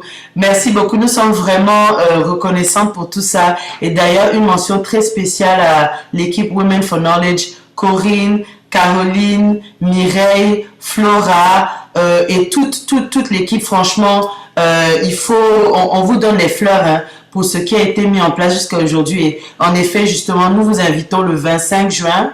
Prenez vos billets. On va ajouter le lien pour que vous les procuriez. Donc, vos billets d'entrée pour l'événement. Ça commence avec les ateliers à 10 heures. On continue avec les podiums de discussion, des success stories et un programme d'entertainment d'entertainment dans la soirée. Et on invite aussi les entrepreneurs et entrepreneuses à réserver leur place à ce qu'on appelle une trade show, en fait, où vous êtes invité à vous enregistrer pour faire connaître votre concept, faire connaître vos produits et services, les vendre aussi. Contactez-nous en MP, en message privé, ou alors vous nous envoyez des mails à info@womenforknowledge.com. Donc, on continue la discussion. On a parlé des préjugés qu'on doit vraiment, les mythes qu'on doit vraiment déconstruire et détruire. La liste est tellement exhaustive qu'on ne peut pas la terminer aujourd'hui, mais on va évoluer vers autre chose. Donc, on a vu que voilà, on a des parcours particulièrement spéciaux en tant que femmes africaines, caribéennes, afro-américaines avec nos cheveux. Et tout ce qui dit parcours difficile dit opportunité.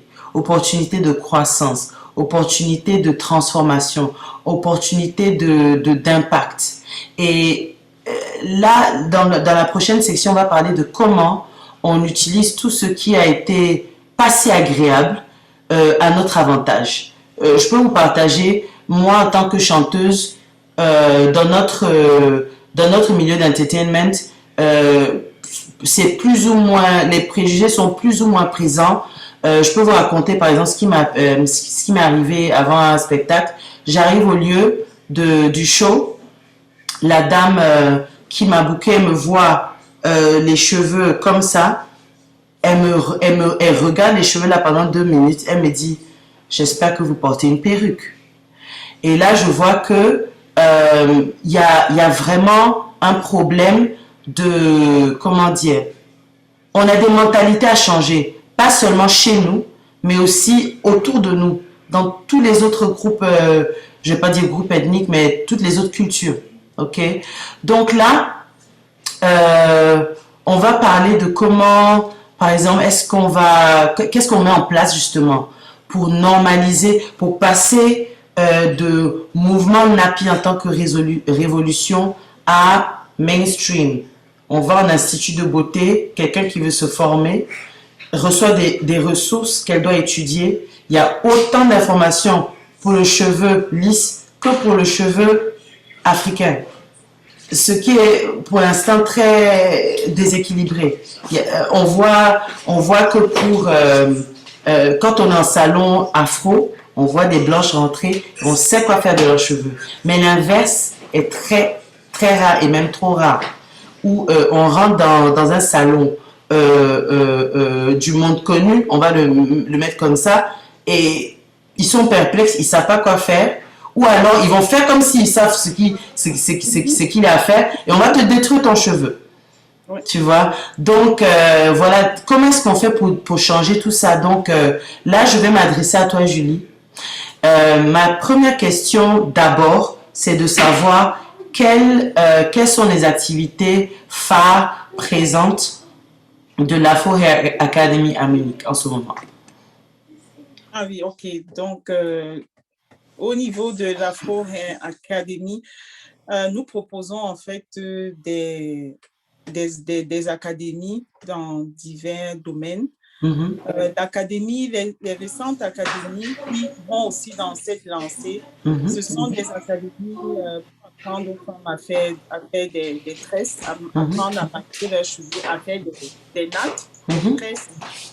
Et ce qui est intéressant, c'est de voir en fait l'intérêt que la communauté, je vais dire la communauté blanche porte à cette académie. Donc, tu as vraiment aussi fait un bon exemple entre les femmes noires et les femmes afro et les femmes blanches qui viennent à cette académie pour apprendre à faire.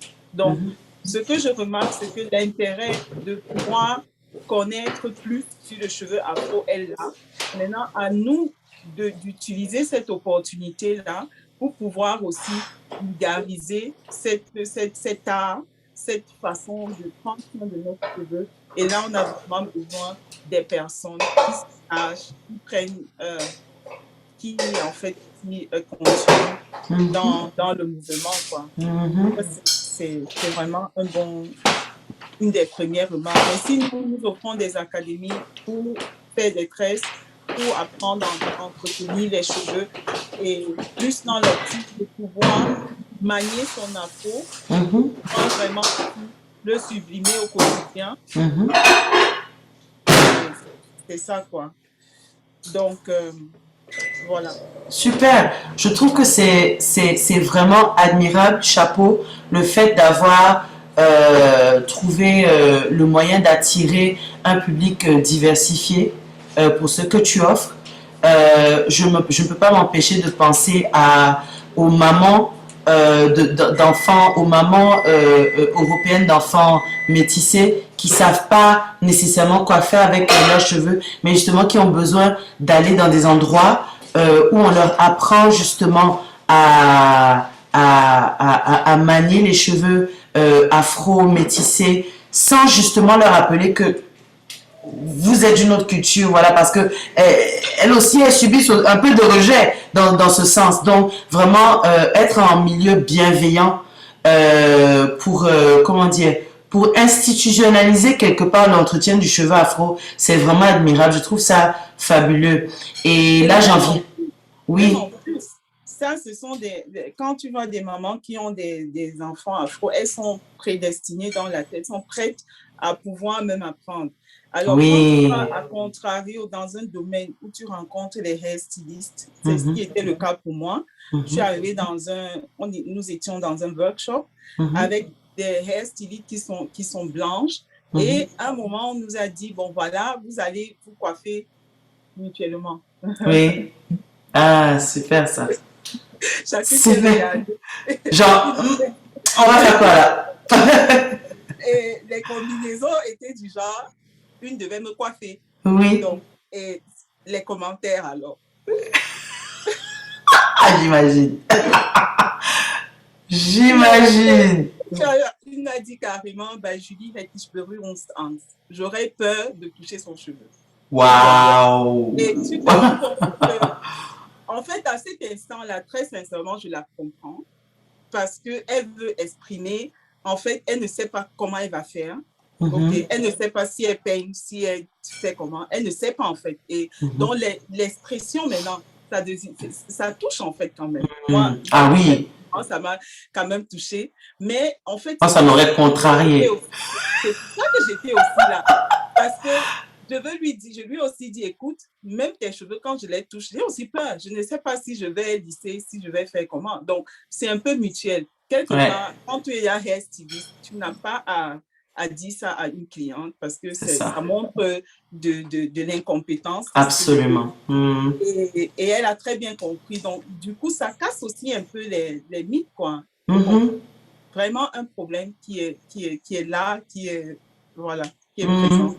Super. Non, en tout cas, franchement, on ne peut que, comment dire, encourager ce que tu fais. D'ailleurs, on vous rappelle, pour le 25 juin, autant Julie que Sandra seront là activement à Phenomenal Women 2022, le 25 juin. Donc, venez, pour vous qui avez beaucoup de questions, capillaires, apprêtez vos questions, prenez vos billets et venez les rencontrer, ok? Donc, prochaine question, Julie. Tu sais, j'aime bien, je suis une grande rêveuse, hein. Je suis une grande rêveuse, donc je ne me suis pas empêchée d'imaginer l'Afro Hair Academy dans un niveau où c'est une académie qui devient quelque part un centre, imaginons, elle devient quelque part un centre d'assurance qualité pour salon afro. Si tu avais une position comme ça, vu tous les dysfonctionnements qu'on voit dans les salons de coiffure actuels, quelles sont les premières choses que tu aimerais changer dans nos salons de coiffure? Ça c'est une très bonne question. Les salons de coiffure dont tu parles, c'est ceux ici en Occident, en Europe, ou bien de façon générale? De façon générale. général. D'accord. Disons que, effectivement, même au Cameroun, il y a certains salons où le protocole n'est pas forcément ça. En fait, la première chose que j'aimerais changer, c'est le dicton des coiffeuses, en fait. Mhm. Le langage, Mhm. la façon dont elles abordent, en fait, la cliente, comment Mhm. elles rassurent la cliente, comment elles parlent des problématiques de la cliente sans Mhm. toutefois la blesser. Mhm. Ça, c'est Mhm. vraiment l'éducation au langage positif, Mhm. constructif, vraiment, parce que certains vont te dire, mais tu as fait quoi de tes cheveux? Ah. Tes cheveux là sont... Attends. Mais elles ont souvent un langage vraiment où tu viens quelque part, où tu veux venir déposer ton stress, tu veux te reposer, tu veux qu'on prenne soin de toi. Mais Mhm. en fait, tu te rappelles que, en fait, maman, tes cheveux là, c'est la catastrophe. En fait, c'est vraiment d'abord la première chose Oui, qu'il oui, faudra revoir dans nos salons de coiffure. oui, je vois. Justement.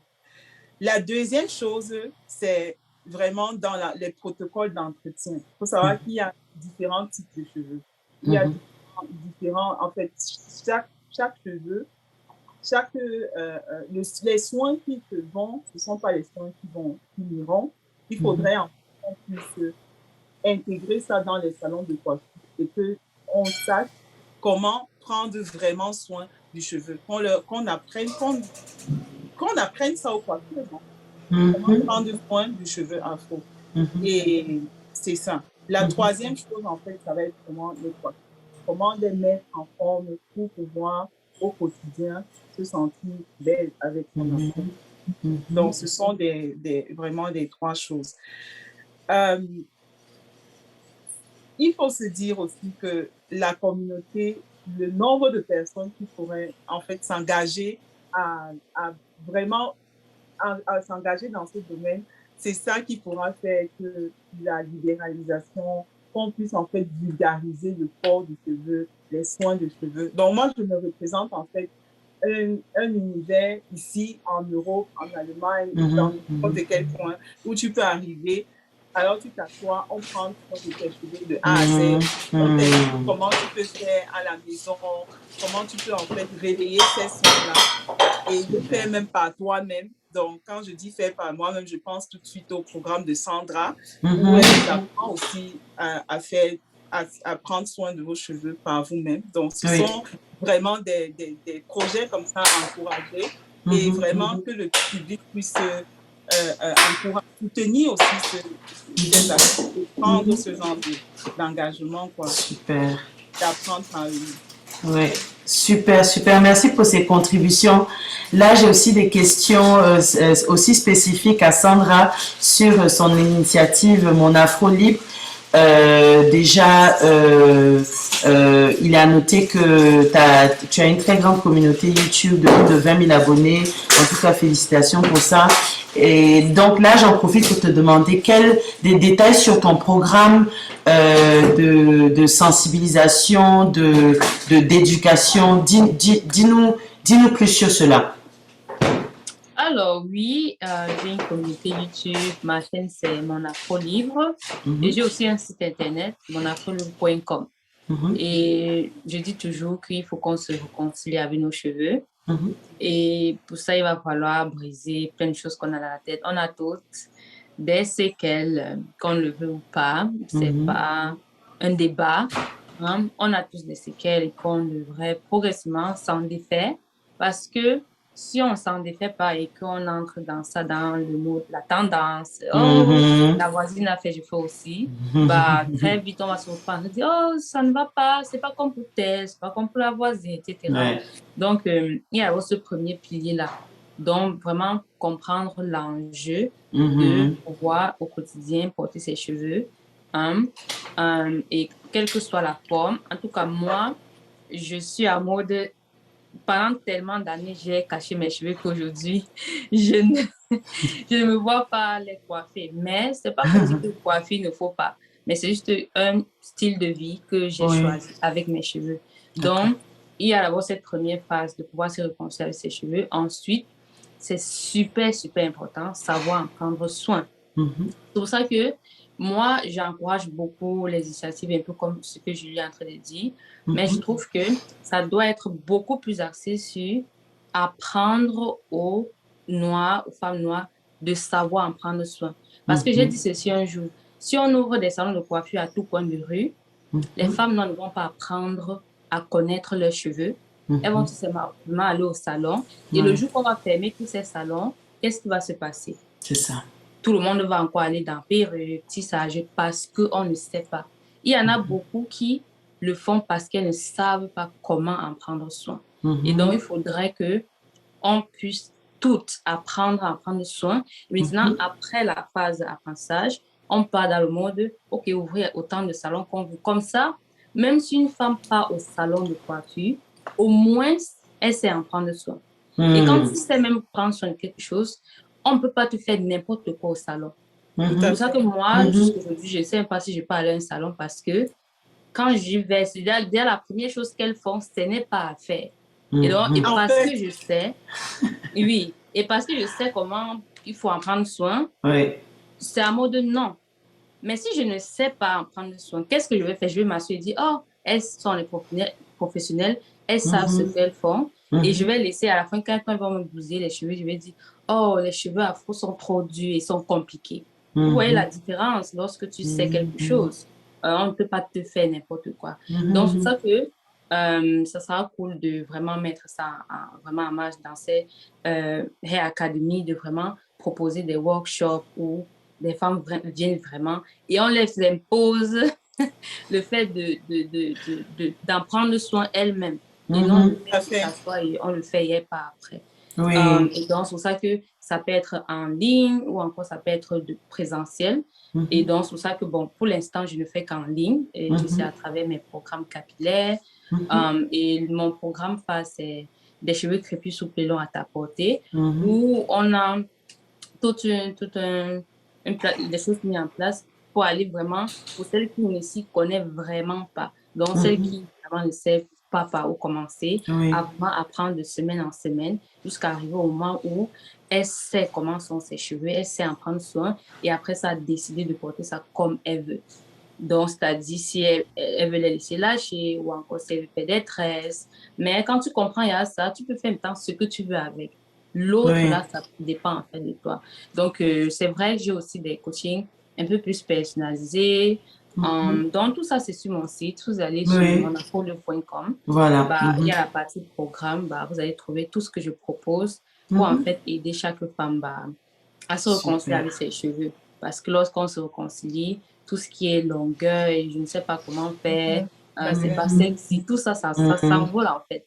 Parce Oui. qu'on a en fait peur de quelque chose qu'on ne connaît pas, c'est tout. Une femme qui ne se sent pas à l'aise avec ses cheveux, c'est tout simplement parce qu'elle ne les connaît pas. Du C'est moment ça. où tu les connais et tu apprends, tu sais en prendre soin, tu Mhm. n'es plus dans le doute et la peur. Mhm. Ouais. C'est fort tout ce que tu as dit parce que je vois que euh, vous avez certes comment dire, deux cheminements différents, mais qui justement répondent à deux besoins différents. Donc, toi, tu es beaucoup dans la, comment dire, dans, dans la, dans la démarche de rendre les femmes indépendantes dans l'entretien de leurs cheveux. Julie, tu fais un peu la même chose, mais tu mets en place, comment dire, je te vois vraiment comme ça, hein, où tu mets vraiment en place Un système. un système uniforme qui permet au salon de coiffure de répondre vraiment correctement aux besoins des femmes qui se disent j'ai vraiment pas le temps de m'occuper moi-même de mes cheveux, je vais me faire chouchouter et je trouve que vraiment vous vous complétez vraiment bien. D'ailleurs, on va vous mettre tous les détails sur mon Afro Libre et sur Afro Hair Academy pour que vous ayez toutes vos questions toutes à prêter pour les poser à Julie, Mireille et à Sandra. Et pour ceux qui vont vouloir leur parler directement, venez le 25 juin. Voilà. Voilà Yeah, notre yeah, prétexte à venir à Phénomène Women yeah. 2022. Hein? Donc, dernière question. Comment?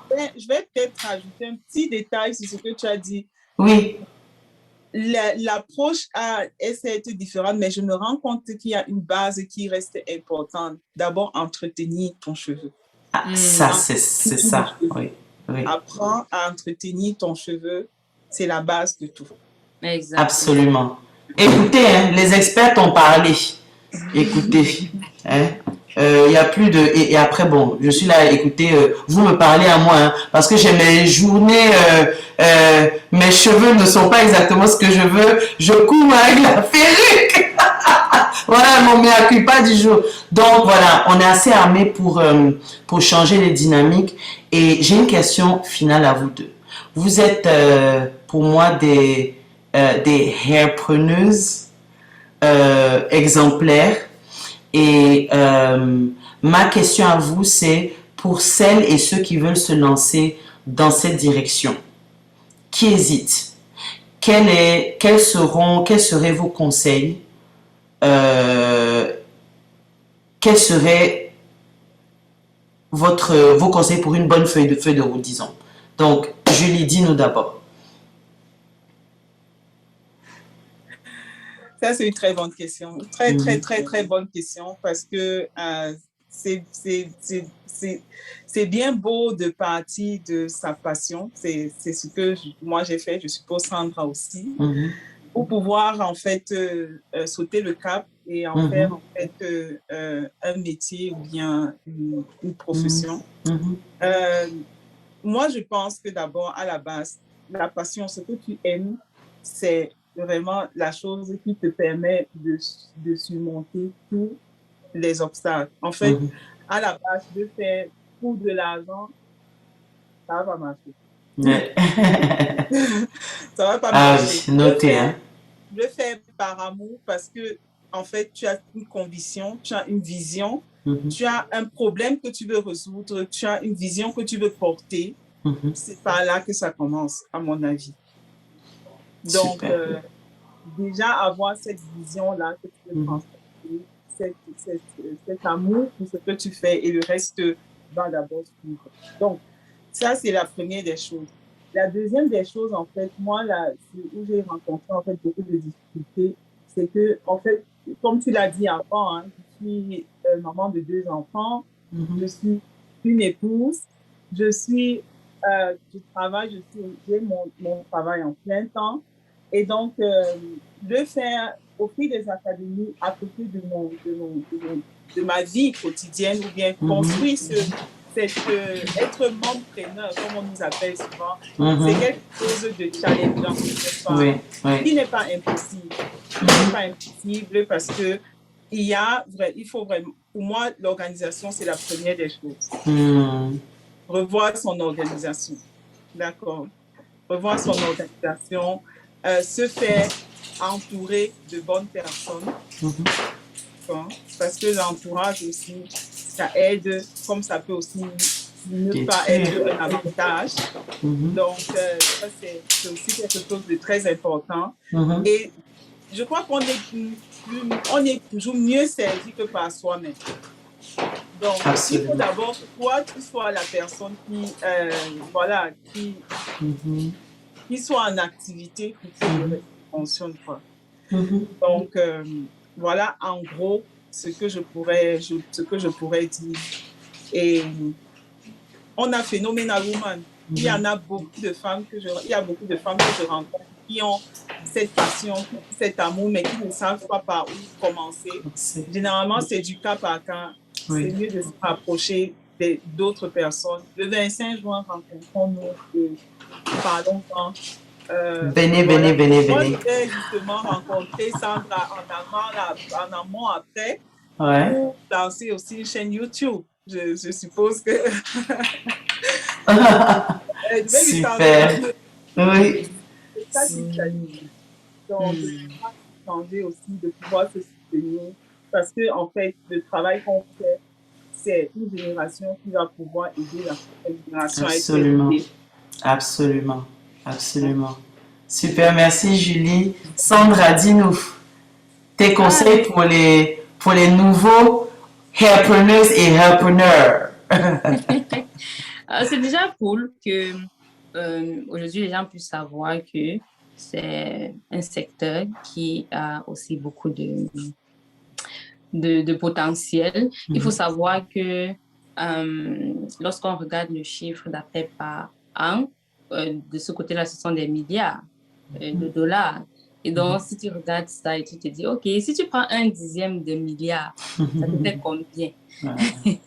Juste pour montrer à quel point c'est un secteur où on peut devenir riche. Hein? Et donc, la première chose que je dirais, c'est d'être l'exemple. Dans le sens, je ne peux pas venir dire à une femme, va faire tes soins chaque semaine, fais ceci, si moi-même je ne suis pas. Je ne peux pas venir dire à une femme de faire ça et 365 jours, j'ai la perruque. Ça ne fait pas un sens. Donc, si on veut pouvoir amener quelque chose loin, il faut qu'on soit l'exemple. Et après ça, il va falloir ce qu'on appelle skills, dans le sens où c'est bien beau de vouloir entreprendre dans quelque chose, mais tu dois avoir la connaissance du côté business. Parce que c'est toujours le gros problème qu'il y a sur les passionnés. Les passionnés sont en mode, oh, ce que je veux seulement faire, ce sont les cheveux et tout. Mais ce n'est pas que ça. Lorsque tu décides d'être hairpreneur, ce n'est pas seulement prendre soin de tes cheveux. Il va falloir chercher les clients, prospecter, savoir comment parler aux clients, qu'est-ce qu'il faut faire. Donc, il y a aussi cette phase-là, ce côté-là que très souvent les passionnés butent et après ils se disent, oh, ça ne marche pas et ça n'en prend pas. Et donc, il va falloir apprendre cette connaissance parce que tout s'apprend. Et il faut d'abord accepter qu'on n'a pas cette connaissance et non croire que parce que, par exemple, on a des longs cheveux, on va venir acheter. Non. Les gens voient et disent, oh, c'est beau, c'est long, mais tu dois être cette personne qui est capable de convaincre la personne qui peut aussi le faire. Et ça, c'est des skills, c'est un art que tu apprends. Donc, il va falloir déjà se garantir, c'est que si la personne est passionnée, la personne a garanti d'avoir la compétence dans le côté de l'entretien, etc., etc. Mais il va falloir ajouter à ça la compétence du business. Parce que le business, ce sont les chiffres. Ce n'est pas ici de, oh, est-ce que j'ai envie, j'ai pas envie. Non.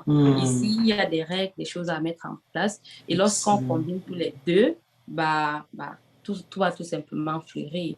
Et surtout dans cette activité, savoir, comme Julie l'a dit tout à l'heure, moi, aujourd'hui, je sais qu'une femme noire qui réussit à traverser ce cap de prendre soin de ses cheveux et de savoir que c'est possible, c'est toute une génération que je sauve. Et ça, je ne prends pas à la légère. Quand je vois une maman qui m'appelle et me dit, oh, je prends déjà soin des cheveux de ma fille et elle ne pleure pas. Ça, c'est ma plus grosse satisfaction. Parce que j'ai beaucoup pleuré quand j'étais petite. J'ai eu beaucoup mal. On m'a défrisé. Le défrisant a parfois fait 2 heures sur ma tête. J'ai eu des brûlures. Et voilà des choses comme ça que lorsque moi, j'arrive à faire en sorte qu'une maman arrête le défrisant sur la tête de son enfant, c'est l'enfant en moi qui est sauvé, en fait. Et donc, ça, c'est aussi beaucoup de responsabilité. Parce qu'il faut savoir, ça vient aussi avec des responsabilités. Voilà. Absolument.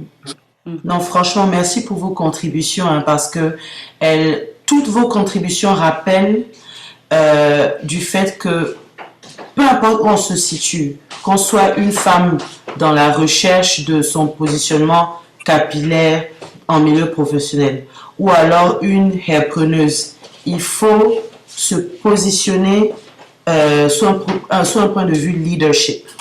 Donc, le leadership étant, en fait, c'est pas gouverner les gens. Le leadership, c'est servir les gens. Comment est-ce que je sers les gens? Comment est-ce que je sers la prochaine génération en choisissant ce que je porte sur la tête pour que cette prochaine génération voit que ça, c'est aussi un idéal? Comment est-ce que je me positionne comme vous, les hairpreneuses, en sorte que j'arrive à atteindre des masses et j'arrive à propager assez d'informations pour rendre les femmes indépendantes dans leur entretien capillaire. Donc vraiment que le mot-clé pour nous soit vraiment le leadership dans tout ce qu'on fait. Le leadership, c'est pas seulement les titres CEO, chef de ci, directeur de ça, c'est servir. Qu'est-ce qu'on fait pour servir? C'est l'action. Donc vraiment, je suis plus que reconnaissante d'avoir eu vos contributions. Je suis sûre que les autres, les auditeurs, l'audience est tout aussi enrichie que moi.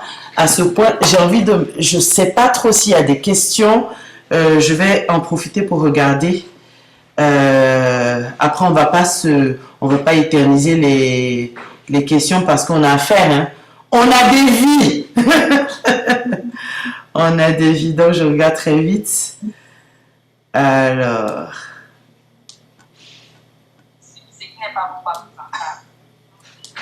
Alors, je suis en train de regarder s'il y a des questions.